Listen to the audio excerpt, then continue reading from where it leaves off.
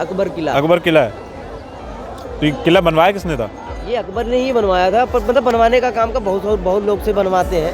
अभी यहाँ लेकिन उन्होंने कब्जा, ये होता ना पहले के युग में, एक हटा एक कब्जा किया, एक हटा एक कब्जा किया, बस ऐसे ही चलता रहा। जो कब्जा किया उसी का राज हो गया, बस यही सब चीज़ था। जब महाकुंभ से बुलावा आया तो हम चल दिए तीर्थों के तीर्थ स्थान प्रयागराज में। इस पूरे मेले के दौरान करोड़ों की संख्या में श्रद्धालु दूर दूर से आ रहे हैं। तो ट्रेनों में टिकट बड़ी मुश्किल से मिल रही है, और अगर टिकट मिलती भी है तो एक सफोकेशन का माहौल आपको रेलवे के अंदर मिलेगा। अगर संभव हो तो अपनी गाड़ी से जाना ज़्यादा बेहतर है, कंफर्ट भी रहेगा और टाइम की बचत भी अच्छे से हो जाएगी। तो हम पहाड़ों की हसीन वादियों से गुजरते हुए शाम के समय प्रयागराज के समीप रीवा पहुँचे, और वहाँ हमारी मुलाकात कुछ साथियों से हुई जो दोबारा स्नान करने जा रहे थे और अपने पहले के महाकुंभ के अनुभव को हमारे साथ बांट रहे थे। यात्राओं में निकलने का यही एक फ़ायदा होता है, आपको अलग अलग जगह के लोग मिलते हैं और उनके अनुभव सुनने का मौका मिलता है। तो यूपी की बॉर्डर के अंदर अभी थोड़ी देर पहले एंटर किए। एक चीज़ जो नई देखने को मिली वो ये थी कि योगी आदित्यनाथ सरकार ने शायद टोल फ्री कर दिया है, क्योंकि पहले जब हम बॉर्डर के अंदर घुसे तो जो पहला टोल पड़ा वो फ्री था। तो देखते हैं आगे का क्या सीन रहता है। सुबह से निकले थे और अभी पहुँचे हैं। संगम का ये वही स्थान है जहाँ पर सारे टेंट लगाए गए हैं और सारे अखाड़े यहीं रुके हैं। प्रयागराज की पूरी सिटी को इतने अच्छे से सजाया गया है कि अगर आप महाकुंभ जाते हैं तो सिटी के अंदर जाके ये सारे नज़ारे एक बार ज़रूर देखिएगा। पर्सनली बताऊं तो सबसे ज़्यादा आकर्षक मुझे महर्षि भारद्वाज का ये स्टैचू लगा। प्रयागराज से इंस्पिरेशन लेके हमारे अलग अलग शहरों में नेताओं के स्टैचू लगाने के बजाय हमारे उन साधुओं और संतों का लगाना चाहिए, उन ऋषियों को लगाना चाहिए जिनका ज्ञान हमें प्राप्त हुआ।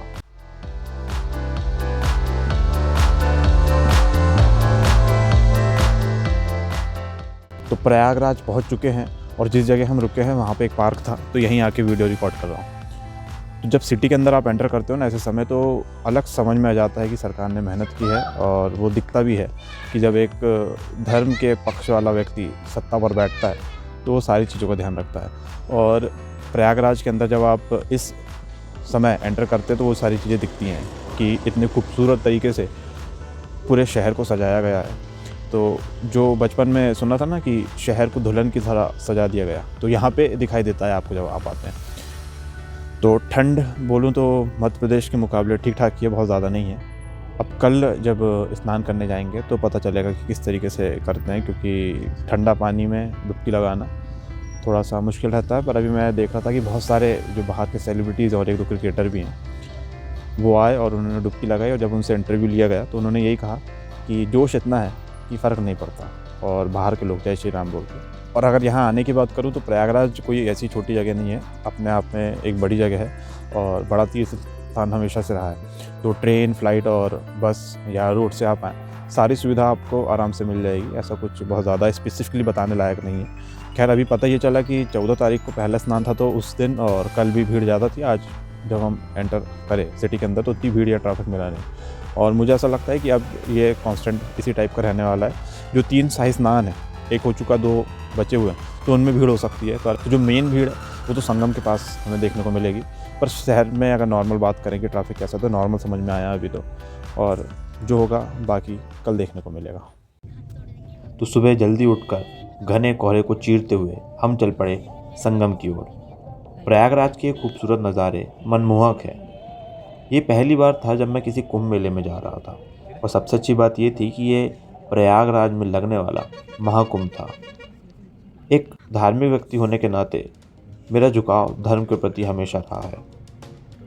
प्रयागराज का ये महाकुंभ का पहला गेट इतना आकर्षक था जिसने मेरे अंदर की उत्सुकता को और भी ज़्यादा बढ़ा दिया था। महाकुंभ की बात आती है तो दिमाग में वही सारे चित्र आते हैं जहाँ पर बहुत सारी भीड़ है, पैर रखने की जगह नहीं है। मगर वैसा सीन शाही स्नान के दिन होता है। बाकी दिनों में आप जाएंगे तो आपको भीड़ उतनी ज़्यादा नहीं मिलेगी। और अगर आप अपनी गाड़ी से जाते हैं तो आपको इस बात की चिंता करने की ज़रूरत नहीं है कि पैदल कितना चलना पड़ेगा। आप आराम से अपनी गाड़ी को बहुत आगे तक ले जा सकते हैं। तो जो अफवाह फैली हुई थी कि 10-20 किलोमीटर पैदल चलना पड़ता है, वो ऐसा नहीं है। यहाँ गाड़ी आती हैं, ऑटो आती हैं, आप आराम से तट के पास पहुँच सकते हैं। अगर आप अपनी गाड़ी से आए हैं तो आपको बहुत नहीं चलना पड़ेगा। बस हाँ, जो लोग पब्लिक ट्रांसपोर्ट का यूज़ करते हैं, जैसे बसें लगाई गई हैं खास महाकुंभ के लिए, तो उन बसों में आकर आप अंदर तक नहीं पहुंच पाएंगे। उस केस में आपको थोड़ा लंबा चलना पड़ सकता है। तो जो लोग आप देख रहे हैं, ये वही लोग हैं जो बसों से आए थे और बस ने इन्हें बाहर उतारा। अब ये पैदल चल के अंदर तक जाएंगे।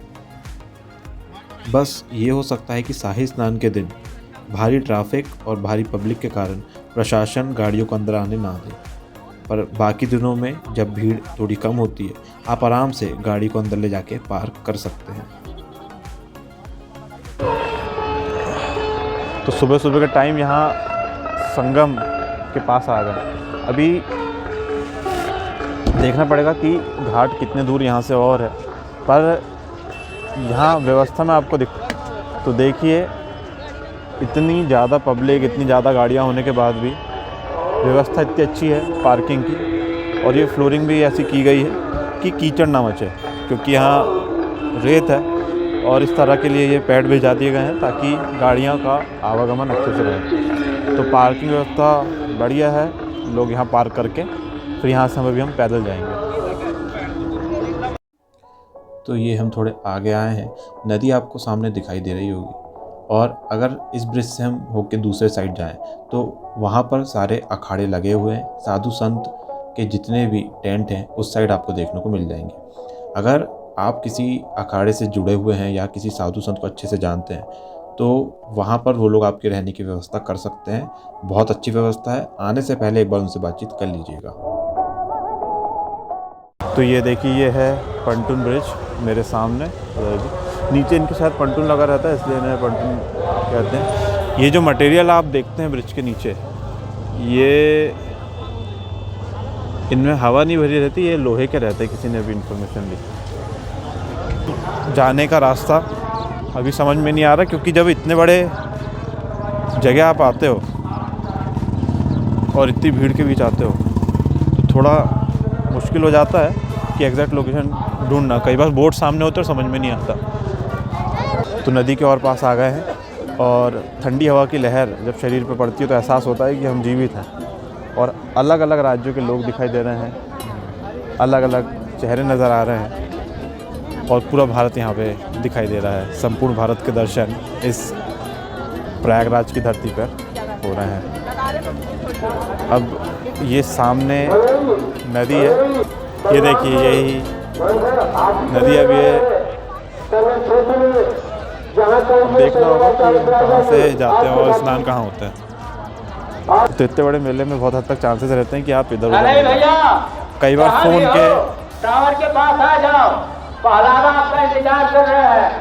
नहीं भैया, धनसरपुर हाजी गए, जहाँ कहीं हो आ जाओ टावर के पास, पहलावा आपका इंतजार कर रहा है। तो यूपी वाला एसेंट सुनने को मिल रहा है। बिल्कुल माइक लगे हुए हैं और स्पीकर लगे हुए हैं और लोग घूम जा रहे हैं। तो इतने बड़े मेले में बड़ा ध्यान रखना पड़ता है जब आप साथ में ग्रुप के साथ आए हैं तो एक दूसरे का हाथ पकड़े रहें या पास में रहें अगर छोटे बच्चे हैं तो, क्योंकि कई बार मोबाइल के नेटवर्क भी काम नहीं कर पाते।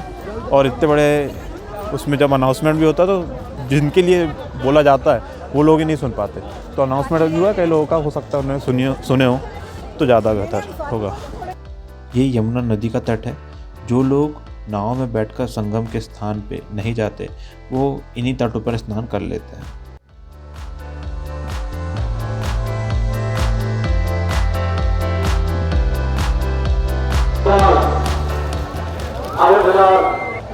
तो इस तरह की पन्नी लेना पड़ता है क्योंकि यहाँ नीचे आने लायक ऐसा कुछ है नहीं। और अगर आपको कपड़े चेंज करना है तो उस हिसाब से कुछ नीचे चाहिए, तो इसलिए आपको बिछाने के लिए पन्नी लेना पड़ेगा। और पन्नी की कीमत 20 रुपये थी। खैर ठीक है, ऐसे ही मौके आते हैं इन लोगों के पास जब ये थोड़ा बहुत। संगम का जो स्थान है 3 नदियों का, वो घाट से लगा हुआ है नहीं, थोड़ा बीचों बीच आता है। तो उसके लिए आपको नाव से जाना पड़ता है और नाव वाले का अलग अलग रेट है। थोड़ा मोल भाव कीजिए उनसे तो ठीक रेट में ले जा लेते हैं। और अभी हम नाव से जाएंगे और पूरा संगम के स्थान जाने के बाद सरस्वती घाट है उस साइड जाएंगे। तो देखते हैं कि जब नदी के बीचों बीच जाएंगे और माता गंगा, यमुना और सरस्वती के मिलन में जाएंगे तो वहाँ इनकी जो ठंडक है उसका एहसास कैसा होता है। अकबर किला है भैया। कौन सा? अकबर किला। अकबर किला है। तो ये किला बनवाया किसने था? ये अकबर ने ही बनवाया था, पर मतलब बनवाने का काम का बहुत लोग से बनवाते हैं। अभी यहाँ लेकिन उन्होंने कब्जा, ये होता ना पहले के युग में, एक हटा एक कब्जा किया, एक हटा एक कब्जा किया, बस ऐसे ही चलता रहा। जो कब्जा किया उसी का राज हो गया, बस यही सब चीज़ था। अच्छा, और अशोक का किला बताया था किसी ने बाहर के? अशोक का किला तो इतना नहीं हो सकता, मुझे नहीं पता, लेकिन अकबर का किला ही फेमस है ये। अकबर का किला से फेमस। इसी में अच्छे वट का पेड़, अच्छा, और उसको साइड में बढ़िया कॉरिडोर बना है, गेट मस्त। आप जाएंगे, बढ़िया दर्शन करेंगे, आएंगे और जस्ट 200 मीटर वहाँ से आगे जाएंगे, हनुमान मंदिर, लेटे हुए हनुमान जी मंदिर का स्थान, मतलब तो वहीं अभी अपन जाएंगे तो दर्शन होंगे वहाँ पे? दोनों आप करिएगा। और गुप्त गोदावरी सरस्वती भी है वहाँ पे, जब किला तो गुप्त गोदावरी मतलब बोलते हैं किले के अंदर से निकला हुआ है। हाँ, तो वहाँ अंदर वहीं पे वही तो बता रहे हैं आपको, वहाँ पे वैसे ऐसे बताएंगे रास्ता। आप आएंगे, आप पूरा घूम के जाएंगे, आप भी बोलोगे मज़ा आ गया। हो गया। तो ये यहाँ पे मैं अगर टॉयलेट बना हुआ है पूरा, तो फ्रेश होने की पूरी, मगर यार हम भारतीयों में ना एक बहुत ख़राब आदत है कि जब भी हमें मुफ्त का टॉयलेट मिलता है या पब्लिक की व्यवस्था रहती है या सरकारी व्यवस्था बोले, तो हम उसे गंदा बहुत करते हैं। और यहाँ पे वही हाल है, व्यवस्था पूरी है मगर इतना गंदा कर रखा है कि मतलब आप अगर वहाँ फ्रेश हो रहे हो तो उसके बाद दो पानी डाल दो, पर पता नहीं क्यों नहीं डालते। तो ये एक बहुत बड़ी समस्या है। खैर, अब यहाँ से हम जा रहे हैं नाव के साइड, या आगे घाट है वहाँ से नाव मिलेगी और उसके बाद हम नाव का सफ़र शुरू करेंगे। अच्छा, यहाँ पे टॉयलेट वगैरह करना इसलिए ज़रूरी था क्योंकि एक बार आप नाव से निकले तो उधर कोई व्यवस्था आगे है नहीं, और नदी के बीचों बीच जाते हो टॉयलेट लगती है, इसलिए ज़रूरी है कि यहाँ से आप रिलैक्स हो।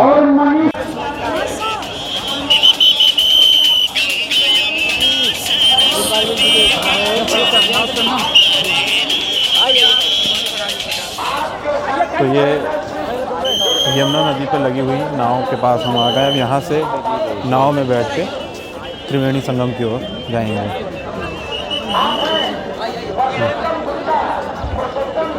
बोट पे बैठ चुके हैं और त्रिवेणी संगम के लिए हम निकल गए हैं। ये जैकेट आपको पहनना ज़रूरी रहता है क्योंकि ये लाइफ सेविंग रहती है। अब ये कैसे काम करती है पूरा आइडिया है नहीं, फिर भी पहन लिए है और उम्मीद है कि इसका इस्तेमाल कभी करने की ज़रूरत भी ना पड़े। हमने पूरी नाव को ही वहाँ जाके बुक किया था। इसके लिए पहले उसका एजेंट 4000 रुपये की मांग कर रहा था, मगर उससे मोल भाव करने के बाद वो 1700 रुपये में तैयार हो गया। आप अपने स्तर से मोल भाव करके नाव में संगम के स्थान जा सकते हैं। तो जब से हम यहाँ आए हैं लगातार आवाज़ आ रही थी कि कोई गुम गया है, कोई इसी को ढूंढ रहा है। अभी वो आवाज़ यहाँ पे कम हुई है, तो थोड़ा शायद आवाज़ अब अच्छे से रिकॉर्ड हो पा रही होगी। और इन स्थानों की खास बात ये रहती है कि जब आप इन जगह आते हो तो जितनी भी आपके मन में शंकाएं रहती है अपनी शारीरिक क्षमताओं को लेकर, वो भी ख़त्म हो जाती है। जैसे घर में कई लोग ठंडे पानी से नहीं नहाते, कई लोग गर्म पानी से भी नहीं नहाते और कई लोग तो नहाते ही नहीं। तो यहाँ जब आते हैं तो हर आदमी बहुत ही कम टेम्परेचर में नेचुरल जो नदियों का पानी रहता है उसमें डुबकी लगा लेता है। तो यही खास चीज़ है इस देश की और इन तीर्थ स्थानों की। और ये घाट का दृश्य देखिए, खचाखच लोगों से भरा हुआ। तो पूरा हम वहाँ से पैदल चल के गए, वहाँ से ये पीछे तक, फिर उस घाट से हमको नाव मिली और अब हम आ गए।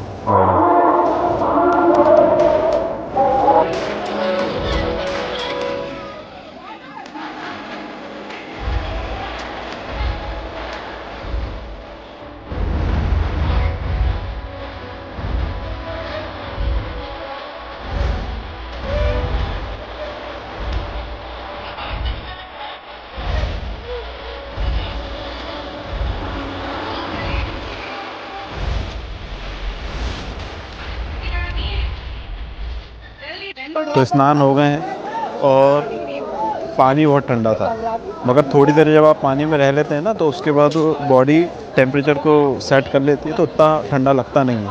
तो बहुत देर रहा मैं पानी में और अच्छी खासे सबके नाम की डुबकी हुई लगा ली। और ये जो किनारा है इस साइड का, अगर मैं आपको दिखाऊं तो ये इस साइड से गहरा है, पास से गहरा है। और सेम उस साइड भी ऐसे ही कुछ हाल है कि नीचे साइड से यहाँ से गहरा है। तो गलती से मैं उस साइड चला गया था, पर समझ में आया कि गहरा, तो वापस मैं थोड़ा आगे गया जहाँ पे स्टेबल जगह समझ में आ रही थी, तो लगा लिया है। अच्छा एक आनंद हुआ। और देखिए इतने ठंडे पानी में भी हर व्यक्ति डुबकी लगा रहा है और भगवान को याद कर रहा है। कोई पाप धोए या ना धोए, मगर आनंद की अनुभूति हर व्यक्ति को हो जाती है।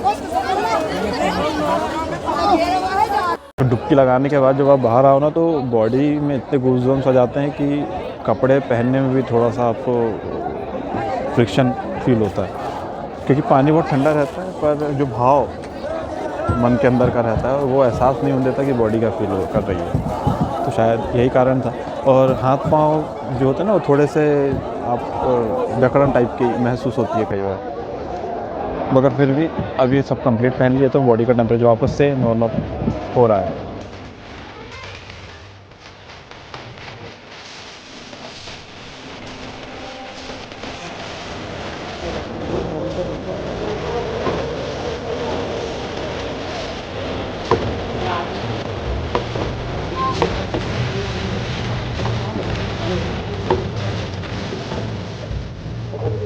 तो ये है अकबर फोर्ट, जिसको इलाहाबाद फोर्ट के नाम से भी आप कई जगह दिखा पाएंगे। तो 1583 में इसका कंस्ट्रक्शन अकबर ने करवाया था, क्योंकि जो लोकेशन थी वो बहुत ज़रूरी थी यहाँ के लिए, क्योंकि 3 नदियाँ यहाँ के मिल रही थी। तो अकबर का यही था कि स्ट्रेटेजिकली ये लोकेशन अच्छी थी, और यहाँ पर हमेशा से प्रयागराज में जो श्रद्धालु हैं, भक्त हैं, वो आते थे। तो ये अकबर का प्लान ये था कि उनके ऊपर टैक्स लगाए, और उस वजह से पूरे किले का निर्माण यहाँ पे किया गया था। अब उसके बाद क्या हुआ, कितना टैक्स लगा, उसके बारे में पूरी पुख्ता जानकारी किसी के पास है नहीं। ये अभी इंडियन आर्मी के अंडर में है पूरा फोर्ट, और पब्लिक के लिए खुला है कि नहीं ये अभी अंदर थोड़ा पास जाके पता चलेगा। तो लगभग 40 साल लगे थे, और 30 से 40 हज़ार से ज़्यादा यहाँ पे वर्कर्स लगे थे, तब जाके इसका पूरा कंस्ट्रक्शन हुआ था। बोला जाता है कि अकबर पहले अपने पिछले जन्म में एक ब्राह्मण परिवार से आता था, और गलती से उसने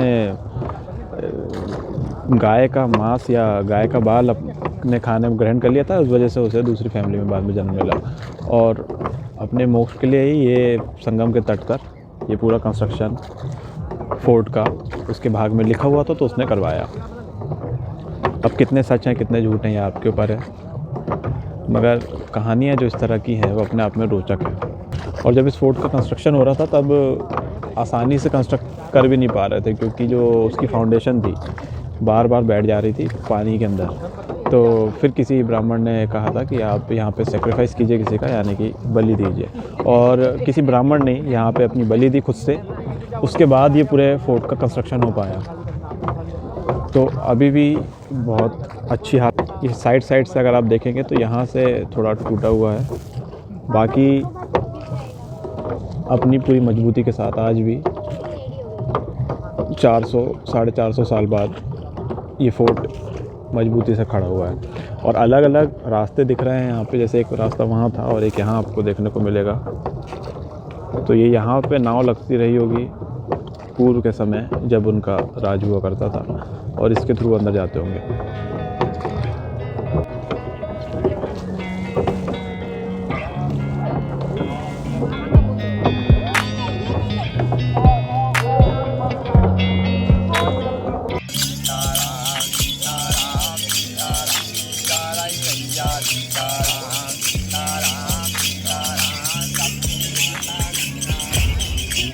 भाई साहब ये क्या चीज़ है? कंदमूल फल है, राम का प्रसाद कंदमूल फल। तो ये है रामफल। टेस्ट की बात करूँ तो टेस्ट ऐसा कुछ इसमें समझ में नहीं आता। अब पर यही बोला जाता है कि चित्रकूट में ये मिलता है, और 14 साल और लगभग 11 साल भगवान वहाँ वनवास में रहे थे, तो उस बीच में उन्होंने यही फल खाया था।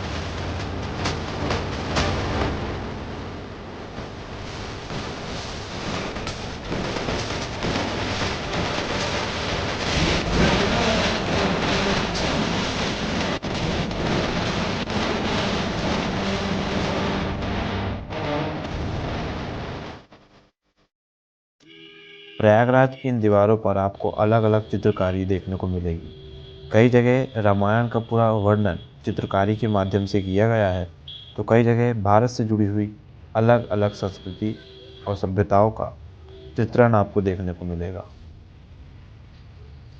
शाम के समय हमें बहुत सारा ट्रैफिक मिला, तो कई घंटे पता ही नहीं चला कि ट्रैफिक में चले गए।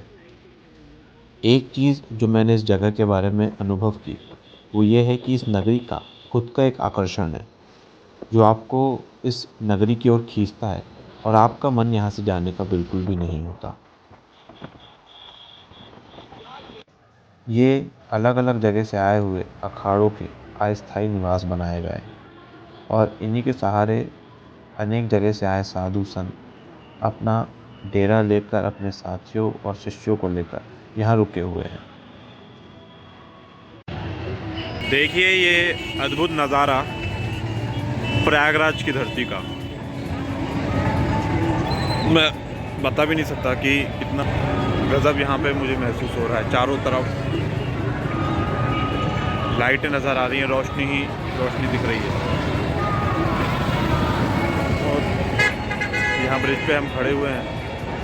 पीछे अगर आप देखेंगे मेरे पीछे तो आपको ये पूरा शहर नज़र आएगा, जो शहर नहीं है, जो बसाया गया है वो है टेम्परेरी जिसे सिटी या टेम्परेरी जिला जिसे बनाया गया है। तो ज़िंदगी की एक बहुत यादगार यात्रा ये रहने वाली है। यहाँ पर प्रयागराज की जो खूबसूरती है और जो यहाँ की विरासत है जिसे बोला जाता है कि तीर्थों का राजा, तो ये बात सच है। अद्भुत नज़ारा और इच्छा होती है कि यहीं एक लंबे समय के लिए बस जाओ, मगर सांसारिक जीवन की अपनी कुछ मर्यादा होती है, कुछ जिम्मेदारियां होती हैं, उसके लिए जाना ज़रूरी है। यही वो जगह है जहाँ पर अलग अलग स्थानों से आए संत साधु अपना डेरा जमाए हुए हैं। ये पूरी जगह ऐसा लगता है कि कोई छोटा सा शहर हो। बड़ी चौड़ी सड़कें हैं, गाड़ियाँ चल रही हैं, एक छोटा सा बाज़ार भी आपको देखने को मिल जाएगा। बस फ़र्क इतना है कि आसपास साधारण घरों के बजाय संत और साधुओं के टेंट आपको देखने को मिलेंगे।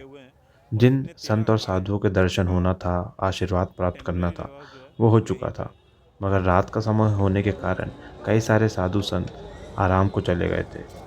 मगर फिर भी इस रात के समय भी कई साधु अपनी तपस्या में विलीन थे और इन्हीं नागा साधु से मुझे आशीर्वाद भी प्राप्त हुआ और इन्होंने एक खास तरह का प्रसाद भी दिया। और इसी बीच एक न्यूज़ चैनल से मेरी बातचीत भी हो गई। इस परंपरा में हम देखें तो सनातन धर्म ही ऐसा है जो भारत से ही पूरा विश्व तक फैला, और इस धर्म के अंदर आप देखेंगे तो सारे लॉजिक है, विज्ञान है, सब है। तो ऐसे धर्म का अभी तक बोर्ड नहीं, ये शर्म की बात है। साधु के अच्छे दर्शन हो जाए। बहुत सारे संत साधुओं के हुए, मगर शंकराचार्य जी हमारे वहाँ जाने के कुछ देर पहले निकले थे तो उनके दर्शन नहीं हो पाए, मगर काफ़ी अच्छा लगा। पूरा संतमयी माहौल था और अच्छा खासा कहना चाहिए कि सनातन धर्मी वाला माहौल था।